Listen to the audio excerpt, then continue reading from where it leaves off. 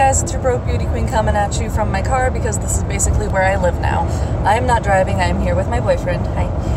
And we're on our way to work, even though he's going to be late. But I just kind of thought that I would share some ghost stories because I have been thinking about them for a while, and I was like, you know, ghost stories seem to get a lot of views, so I might as well post some for you guys. So I live in a haunted house, and I don't know if have you ever had experiences in our house before? Besides noises here and there, no. Besides noises, okay. Yeah, so I've lived in the house that I'm living in for about 15 years now, and ever since I can remember, it's been haunted. So I moved there when I was around 7 years old, and wow, that math actually adds up. Okay, sorry, I am horrible at math, so the fact that I actually did math and it added up in my head, I was like, hey, that worked. So I moved into that house with my dad when I was 7 years old, and I think he just went to the store to get some groceries for dinner or something like that because he likes to cook.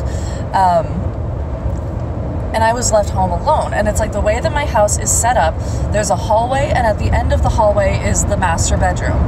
And then you go down the hallway, pass by 2 bedrooms and a bathroom, and then there is the kitchen. And we put the trash cans right next to the cabinets that are at the very end of the hallway, basically.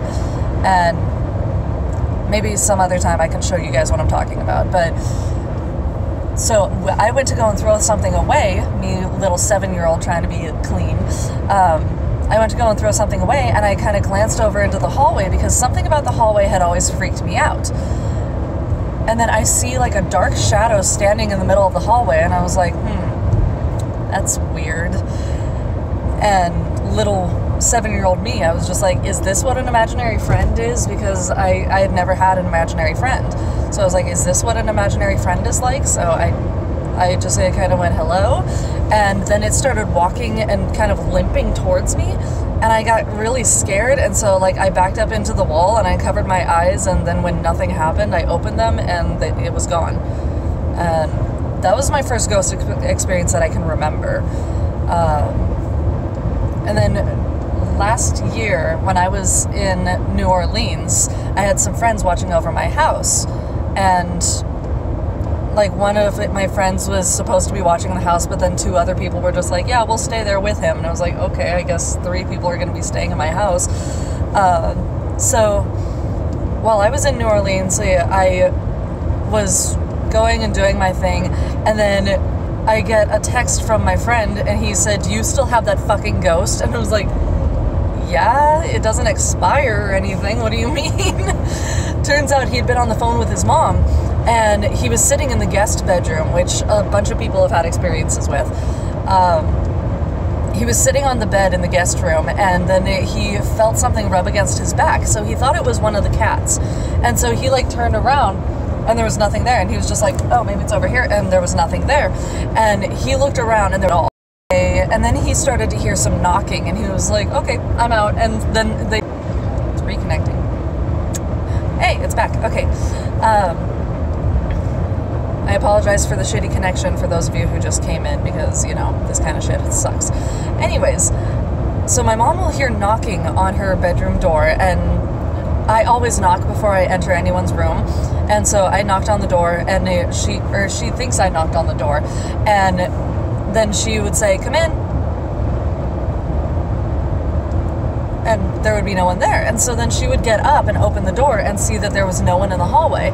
And then she would come out into the living room where I'm like laying on the couch watching TV, and she would come up and say, did you knock on the door? I'm like, no. And she was just like, I swear you knocked on the door. And I said, come in, and there was no one there. And I was like, well, it wasn't me. I don't know what to tell you. And she was like, okay, that's weird. And then she knew that I wasn't like playing a joke on her.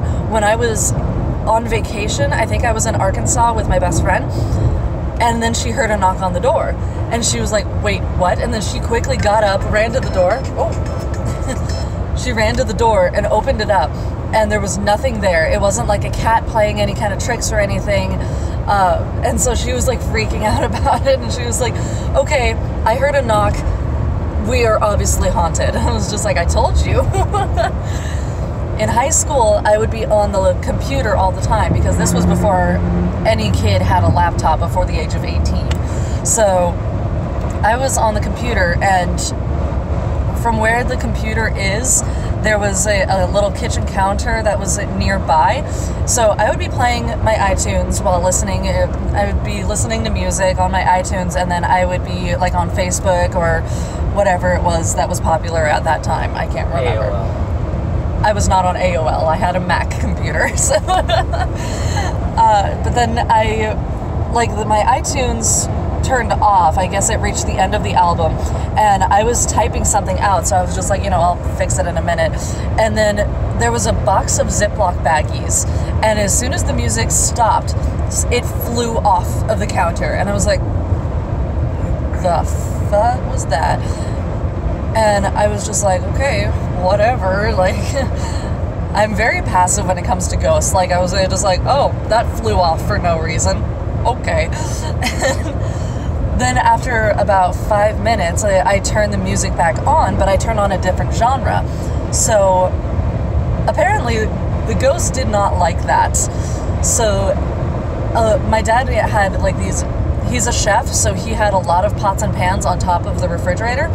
And one of the lids that was on the pot, so it was like secured onto the pot, it lifted up and got thrown off of the top of the refrigerator, and then it rolled into the laundry room, which was right around the corner.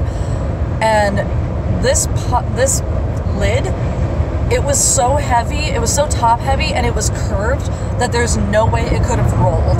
And even the side of it, it's like there was the lip, and then it's like that was how much difference there was. And so there was no way it could have rolled, which was crazy as hell. And so for it to do that really freaked me out. And I was like, so I just put it back, and then I was like, do you not like the song? So I changed it back to the original genre that I was listening to, and then nothing happened for the rest of the night. I was like, okay. I think now I'll tell what I think the ghost is, because I have seen what he looks like a little bit. Like, I haven't seen his face at all, but I've seen like his profile, because I stayed home from school one day when I was really sick, and I was laying on the couch watching TV, and the way I had a glass entertainment center, and so you would see the TV, and then there's a window behind the other side of the living room, and then it would reflect into the glass entertainment center. And so I was like, hey, look, I'm watching it, and then I'm watching it. It's kind of funny. And so I was like just kind of watching it there, and I see someone pass by the window, so I saw it in the reflection of the glass reflection. Yeah, words. So this is why I edit. This is why I need editing. So then I see something, and it looked like a guy in a World War I uniform. And I was like, hang on a second. And I thought that it was like, because I was sick and tired, so I got up and I was like, maybe it was the UPS guy getting lost, because they always get lost at our house. So I just jumped up and I ran out there, and there was no one. And I went into the street to see if I could catch him, and there was nothing there. But then it's like I started replaying in my head, and I was just like, okay, what did he look like? Did it look like a UPS guy? But no, he was wearing a green uniform, and I saw from here to here of his profile. So I saw that he had a strong jawline. I saw his brown sideburns, and it was really creepy. And then I was like, that's so weird.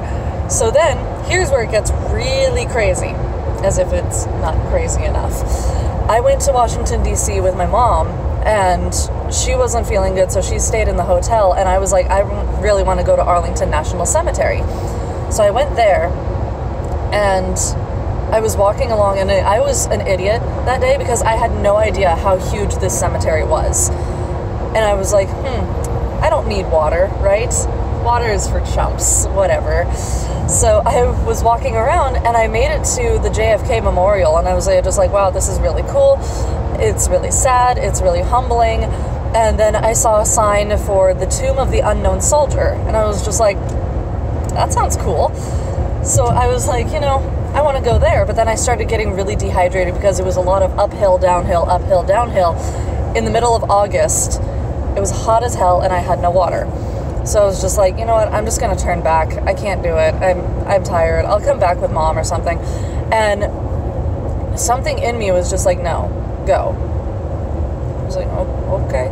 So I followed the signs and I got there, and then I sat there and I sat there watching the guard just pace back and forth in front of the tomb, and I was just like, okay, this is really cool. And then I was like, hang on, why do I get this sense that I'm at home? I get this feeling of comfort that I only get when I'm at home. And it was really, really creepy. So then I went back to the hotel and I was telling my mom about it, and I was just like, it's really weird. But I didn't think anything of it. So I told her about the Tomb of the Unknown Soldier, and we went there together and we watched the changing of the guard, which is absolutely amazing.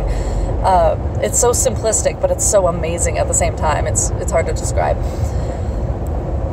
And then when we got back home, I was sitting on the couch and I was like, hey, I really feel an attachment to the Tomb of the Unknown Soldier, so I'm going to do some research. And I found out that in World War I, when we were in Europe, so many people were killed, and so many of them were burned or just mutilated beyond all recognition, that they had an entire tomb dedicated to all the unknown soldiers, but they only brought one man back to bury in that tomb. And he was supposed to represent all of the people that we lost, that were unidentified in the war. And it said it was a World War I survivor, and he was in the Air Force, which is the uniform that I saw on the ghost. And I was just like, hang on a second. And I just kind of asked out loud, if this is you, knock once. And right by my head, right where I was sitting in the living room, I heard a knock right next to my ear. And I was just like, well, shit. So I'm pretty sure that the body that is in the Tomb of the Unknown Soldier is haunting me for some reason, and I don't know why. I'm like, what fucking connection do I have to World War I? I mean, my great-grandfather was in World War II, but that is the only connection that I can think of. And it's really weird. And why would he come to Lake County, of all fucking places? If he was killed in Europe, and he's buried in Washington, D.C., why does he come to fucking Lake County in the middle of bumfuck nowhere, California? I'm confused. So, that's the story of my ghost, I guess. I do have a lot more ghost stories from other places, but I'll make another video on that because holy fuck, this video is so long. So, I'm gonna end it here, and then my next video will be about ghost stories from other places. So, until next time, please be safe, smart, and something else, and I will see you guys next time. Bye.